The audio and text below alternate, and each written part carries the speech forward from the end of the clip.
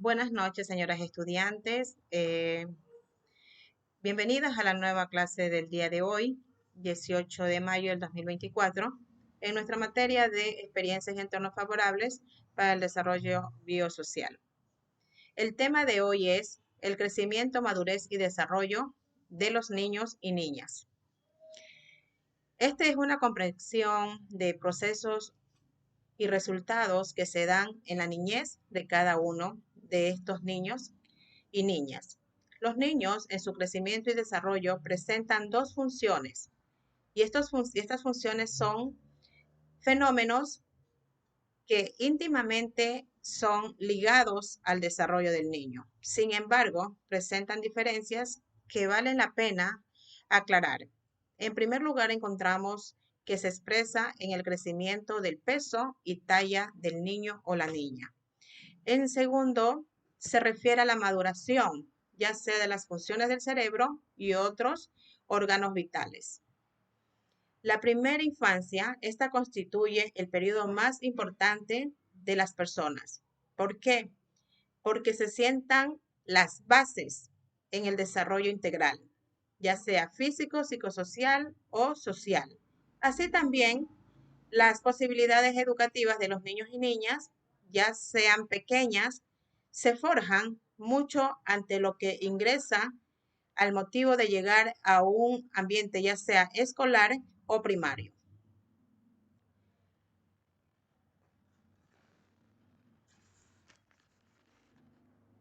Las capacidades cognitivas, lingüísticas y sociales, estas también se desarrollan en sus primeros meses de vida, ya que también constituyen las bases para el aprendizaje, ya sea posterior o durante toda la vida. El aprendizaje o resultado es una investigación teórica, ya sea esta a favor o priorización de la atención y educación de la primera infancia, justificando la importancia vital de esta etapa de la vida, más que cualquier otra en el desarrollo humano de cada uno de los seres. También el bienestar y el futuro de toda persona. En el artículo que se presentan datos de indicadores, estos también son relevantes y actuales sobre la situación de la primera infancia, ya que es un tema muy importante, el cual aborda que todo ser humano tiene que tener desde que nace hasta que muere su condición, ya sea alimentaria, ya sea de educación y social, totalmente bien preparada para que ningún niño se sienta inseguro y pueda de esta manera demostrar que es un niño que se puede desenvolver solo, es decir, este niño ya por sí solo demuestra que en él existe la independencia. Bien, chicas, a continuación les voy a presentar un video, el cual ustedes van a poder observar de qué manera se desarrolla el niño en su ciclo vital, ya sea en el crecimiento, madurez y desarrollo. Hola, bienvenidos a la Cátedra Sujeto de la Educación. Quien les habla, la profesora Claudia Rodríguez. Hoy y junto con ustedes trataremos de acercarnos a depurar los términos crecimiento, maduración y desarrollo en nuestro sujeto de la educación.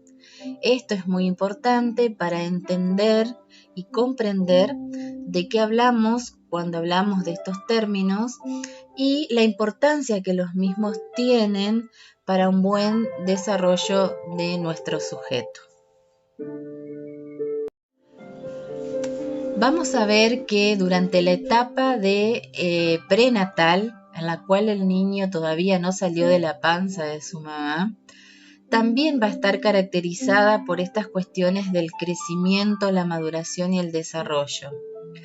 Pero vamos a incursionar ahora en la etapa de la infancia, en donde en esta etapa de la vida las características propias del crecimiento, la maduración y el desarrollo tienen un cierto ritmo y uno los puede notar a simple vista en el sujeto. Comencemos con lo que es el crecimiento. Siempre que hablamos de crecimiento, vamos a tener que asociarlo automáticamente con la cuestión cuantitativa del sujeto. Es decir, todo lo que implique cambios cuantitativos, como por ejemplo, un indicador de crecimiento es el aumento de talla, peso y volumen en el sujeto. Son los aspectos cuantitativos y durante la primera infancia es un indicador esencial de salud. El niño, después que nace, tiene que mostrar aumento en su talla, aumento en su peso, ¿sí? Y aumento también en su volumen. Por eso es que una de las cuestiones para detectar muy importante es el seguimiento que hace el pediatra en el niño, en el cual en cada revisión toma, por ejemplo, el perímetro cefálico, el largo del niño, su talla, lo pesa y hay indicadores específicos para cada edad. Entonces, vamos a decir que el crecimiento es un índice de salud infantil. El aumento de peso, el aumento de talla, la maduración ósea e inclusive los cambios puberales, es decir, los que van a venir en la pubertad del sujeto.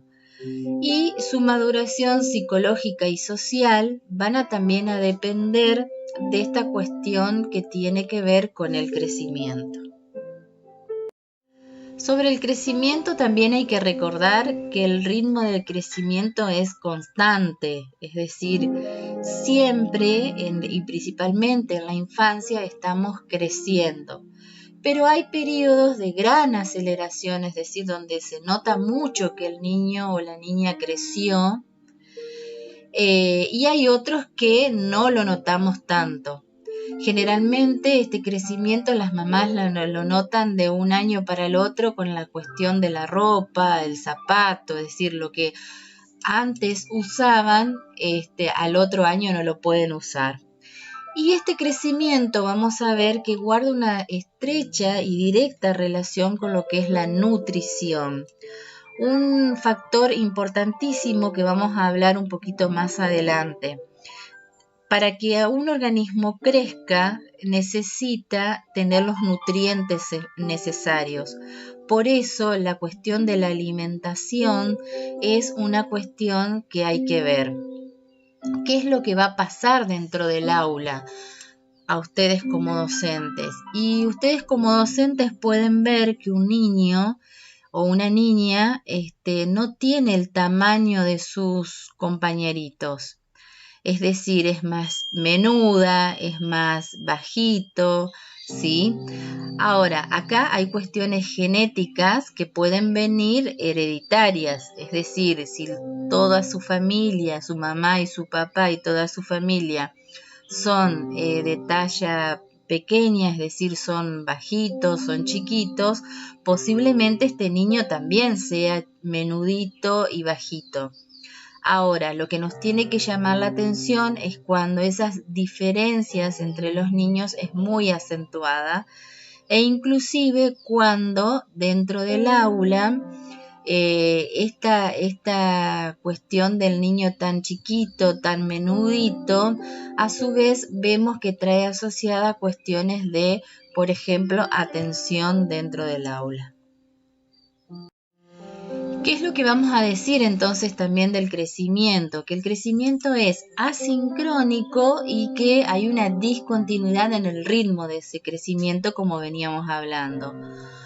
Cuando hablamos del crecimiento asincrónico nos estamos refiriendo que el cuerpo por ahí se desarrolla, digamos, creciendo por regiones y sus sistemas en ritmos y momentos diferentes. Por ejemplo, la estructura craneana del resto del cuerpo en un niño, digamos, recién nacido o en un bebé muy pequeño. Vemos que los bebés son, en cuanto a estructura craneana, su cabeza generalmente es casi la mitad de su cuerpo. Entonces no hay relación directa entre un crecimiento y otro. Y vemos que después de la primera infancia, llegando a la pubertad, vamos a ver, por ejemplo, que el resto del cuerpo, digamos, creció con cierta armonía y partes de la cara, la nariz y la voz cambian con mucha diferencia al resto del cuerpo. La discontinuidad tiene que ver con que hay periodos de aceleración del ritmo, por ejemplo, del crecimiento. Vamos a ver que, por ejemplo, en el primer año de vida de un bebé que pesa 2,5 kilos, 3, y que mide de 45 centímetros a 50 centímetros, tenemos un niño que alcanza al año ya casi 1 metro. Y a su vez que, por ejemplo, podríamos pensar que durante la etapa escolar, durante la etapa primaria, vamos a ver que se aminora en los años preescolares y escolares el ritmo del crecimiento, es más lento en ese intermedio de la niñez, y llegando la pubertad y la adolescencia se acelera otra vez el ritmo del crecimiento para detenerse de nuevo en la edad adulta. No hay certeza cierta sobre el paralelismo psíquico, es decir, que a mayor crecimiento hay mayor actividad psíquica, ¿sí? Y en otras no. Simplemente sí que el crecimiento debe darse en cada etapa y esto tiene estrecha sí relación con cuestiones que tienen que ver con el aprendizaje. Así como estábamos hablando que el crecimiento involucraba cambios cuantitativos, si hablamos de la maduración vamos a tener que pensar en cambios, pero cambios cualitativos. Y los cambios cualitativos van a venir en la organización anatómica y fisiológica, que va a afectar las capacidades de acción y reacción de un organismo. Cuando yo hablo de una organización anatómica, hablo de cómo se organizan las partes del cuerpo. Si uno estudia anatomía, va a estudiar las partes del cuerpo, cómo se llaman, dónde están ubicadas. Y si estudio fisiología, voy a pensar y voy a estudiar el funcionamiento de esos órganos o de esas partes del cuerpo. Entonces, en la maduración, lo que van a venir son cambios en esa anatomía y en esa fisiología, es decir, en esa forma y en ese tipo de funcionamiento del organismo.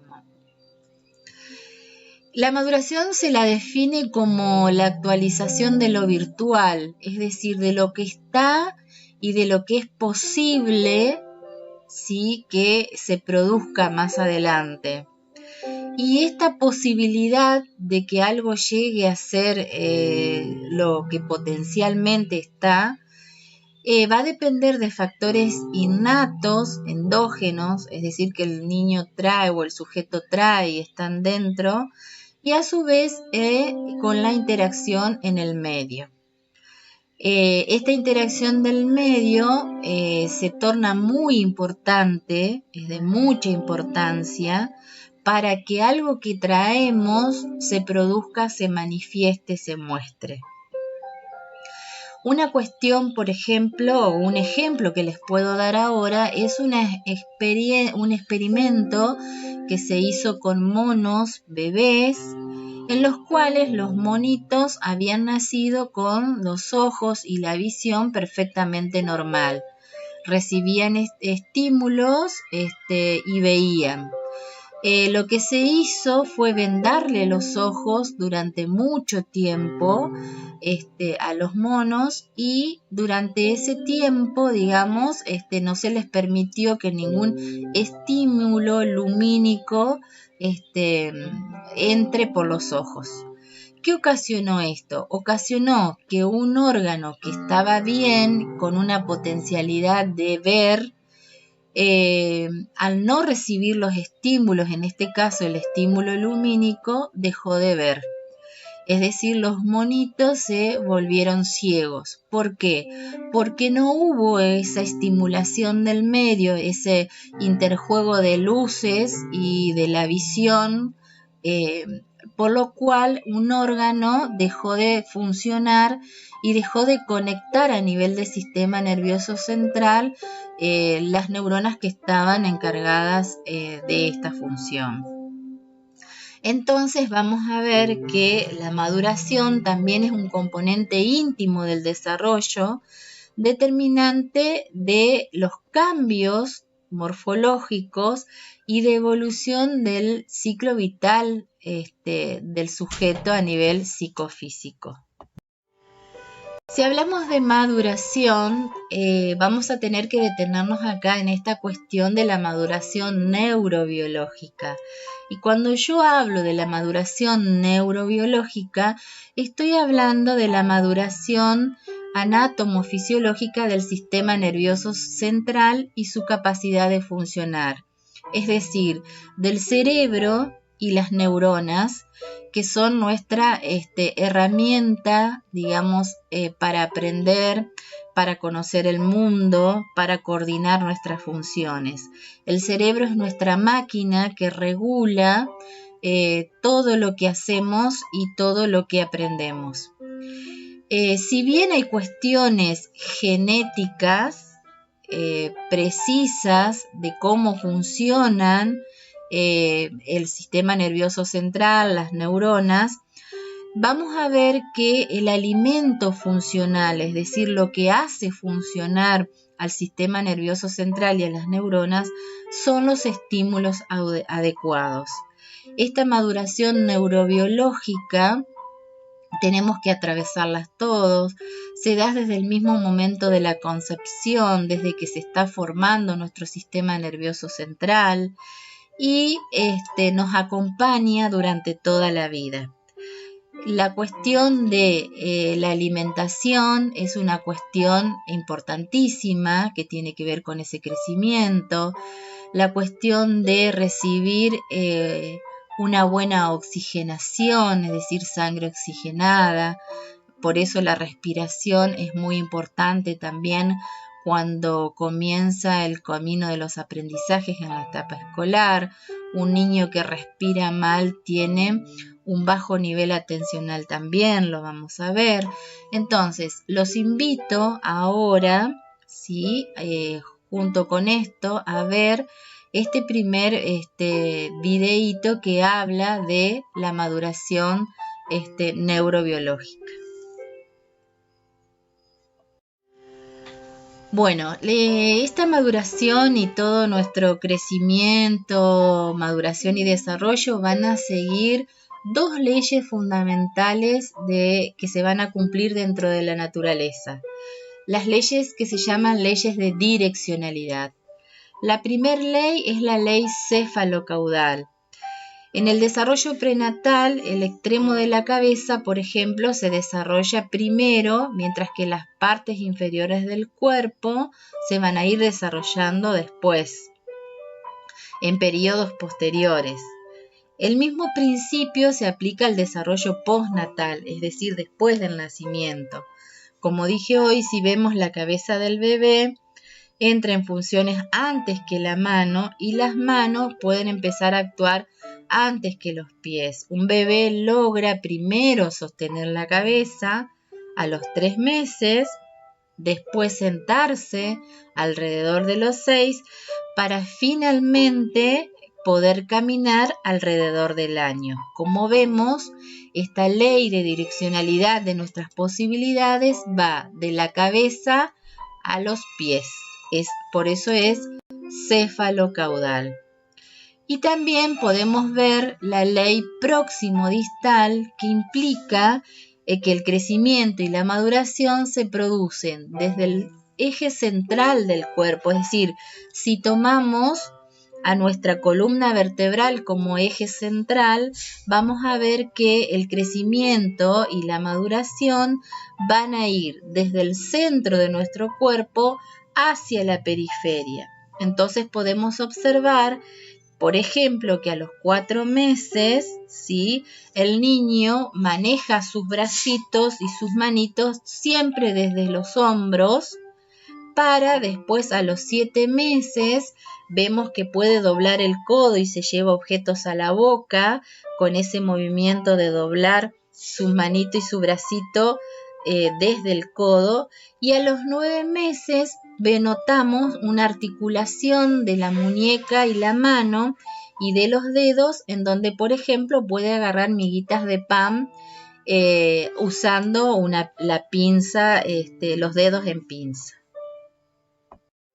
Aquí les muestro a través de este dibujito cómo serían que se cumplen estas leyes céfalo-caudal, es decir, de la cabeza a los pies, y próximo-distal, del centro de la línea media de nuestro cuerpo hacia las manos. Implica cómo vamos a ir adquiriendo en todo nuestro desarrollo la maduración necesaria y el crecimiento suficiente para lograr todas nuestras adquisiciones. Los invito también ahora a ver un video que habla sobre estas dos leyes. Bueno, después de ver esos dos videos, yo creo que ya tienen una idea más que suficiente de lo que estamos hablando. Llegamos por fin a la cuestión del desarrollo y a partir de ahora en nuestras materias hablaremos bastante de la cuestión del desarrollo del sujeto. El desarrollo se define como la adquisición progresiva de funciones, destrezas y habilidades que van a permitir al sujeto interactuar con su medio y a su vez adaptarse a él y modificarlo. El desarrollo en sí va a englobar estos dos términos anteriores que veníamos trabajando. Es decir, el desarrollo va a estar conformado tanto por el crecimiento como por la maduración. Y en este desarrollo, gracias a eso, vamos a ver cómo el sujeto cambia porque logra funciones, destrezas y habilidades que antes no tenía, porque interactúa con el medio ambiente en forma diferente e inclusive vemos que lo modifica. Entonces, el desarrollo, como decíamos, va a implicar los aspectos tanto cualitativos como los aspectos cuantitativos. Y siempre pensado en una relación e interacción con el medio social como fuente y origen de esos estímulos necesarios para completar esos cambios cualitativos y cuantitativos del sujeto. Veamos un ejemplo. Un niño de 6 meses, por más estimulación que reciba, es decir, por más insistencia que ponga su medio, su papá, su mamá, para caminar, no lo va a poder hacer porque todavía le falta la maduración necesaria. Es decir, todavía no puede coordinar las funciones de pararse y poner una pierna adelante la otra. Y si hablamos del crecimiento, seguramente sus músculos de las piernas y lo que es su estructura ósea todavía no está fuerte como para iniciar la marcha. Así como a los 14 meses vamos a ver que está en condiciones aptas para caminar. ¿Por qué será que si tiene su crecimiento y tiene su maduración, un niño de 14 meses todavía no puede caminar? ¿Qué aspecto entonces socioafectivo estará influyendo? Nos tenemos que preguntar, porque si las cuestiones cuantitativas y cualitativas están bien, ¿por qué el niño no camina? En este caso estaría faltando los estímulos del medio. Tal vez es un niño que no lo dejan salir de su coche, que lo tienen permanentemente sentado y que no hay nadie que ejercite con él o le muestre lo que es caminar. El desarrollo también, una cosa que tenemos que decir es que no es solo que aparecen funciones nuevas. Es decir, que si un niño no caminaba, por ejemplo, no tenía esa función, ahora al año la tiene y lo hace. También el desarrollo implica coordinación de funciones que ya se tenían. Y al combinar dos funciones o dos acciones que ya se tenían y que se hacían por separado, implica también un cambio, implica una adquisición en ese desarrollo. Por ejemplo, un niño podía ver y podía tomar objetos. Ahora podrá en cierto momento coordinar esas dos funciones y entonces ve un objeto, lo toma y se lo lleva a la boca. Esa es una coordinación de funciones que ya estaban. No apareció nada nuevo, sino que simplemente se coordinó para que el niño pueda hacer y ejercer sobre el medio cuestiones que antes no la hacía. ¿Qué más podemos decir del desarrollo? El desarrollo también se caracteriza porque lo nuevo, es decir, lo que aparece, no aparece de repente. A nosotros no nos parece que aparece de repente. En realidad, para que algo aparezca, para que una función nueva se produzca, siempre vamos a ver que nace a partir de algo que ya existía. Un ejemplo de esto es el desarrollo del lenguaje en el sujeto. Veremos que los niños siempre tienen algo que existía anteriormente. En el sujeto, por ejemplo, desde su cuestión anatómica, fisiológica, traemos en el sistema nervioso central el área de Wernicke y el área de Broca, como también traemos con nosotros todo lo que es el aparato fonoarticulatorio. Las cuerdas vocales, la boca, la coordinación de la respiración, ¿sí? Pero para aprender a hablar necesitamos de otros que nos hablen, otros que nos muestren y nos hagan escuchar y las palabras y que las identifiquemos con los objetos. Pero el niño no empieza a decir palabras si antes no dice qué. Y en este caso, si vamos al desarrollo del lenguaje, si antes no dice sílabas, el silabeo, ta, ta, ta, ma, pa, ¿sí? Y antes de la sílaba, el niño hizo laleos, la, da, ¿sí? Y antes del laleo, el niño hizo gorjeos, ajo,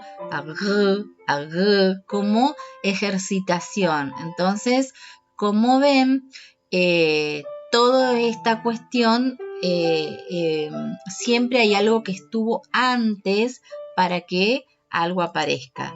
Lo mismo que el niño decimos, no va a empezar a decir frases, es decir, frases completas, mi pelota, dame pan, si antes no decía palabras. Es decir, a las palabras sueltas ahora las organiza en el lenguaje en oraciones con significado. Entonces también podemos decir que el desarrollo tiene un orden. Hay cosas que tienen que ocurrir primero para que otras aparezcan después. Esto es muy importante con respecto a pensar la estimulación, pensar el trabajo dentro de las aulas, pensar la exigencia que vamos a dar con respecto a una consigna, a un contenido. Cuando hablamos de desarrollo también en lo que respecta al ser humano, no nos limitamos solamente al cuerpo, por más que hasta el momento hayamos puesto algunos ejemplos que tienen que ver con el cuerpo, también tenemos que pensar que existe desarrollo en la mente. Entonces, por ejemplo, respirar, masticar, digerir son funciones físicas que tienen que ver con el cuerpo y que a su vez también la aprendemos dentro de este desarrollo. Pero también imaginar, recordar, inventar, sentir pena, sentir rabia, sentir cariño, son funciones psíquicas que tienen que ver también con esta cuestión de nuestro desarrollo y de nuestra cuestión mental. Entonces, les dejo un ejercicio como para práctica. A ver, reflexionemos para diferenciar. Lean atentamente y traten de contestar o completar las preguntas que aquí se les dan.